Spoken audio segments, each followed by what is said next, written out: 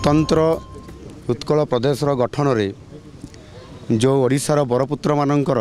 गठन करिबारे जो माने प्रमुख भूमिका नहीं एवं आज जितेबले ओडियार अस्मिता कथा भी प्रश्न आसूची एवं सरकार मध्य जिते नूतन दायित्व नहीं एवं दायित्व नेला परे आमे समस्त ओडिशार से बरपुत्र मान को श्रद्धांजलि पूर्वक सम्मान देवा सहित ठारू आशीर्वाद ग्रहण करुचु एवं निश्चित भाव में आज रज उत्सव आउ से शुभ अवसर रे आज आमे तांको श्रद्धांजलि ज्ञापन करिया पूर्व तांको आशीर्वाद नौचु। निश्चित भाव में आगामी दिन में ओडियार अस्मिता कथा को जो प्रश्न आसी ताहा निश्चित भाव में समस्त कथा को गुरुत्व सहित ओडिशा को दियाजिबो एवं आगामी दिन में ताहार ठोस कार्यक्रम करा जिवो एवं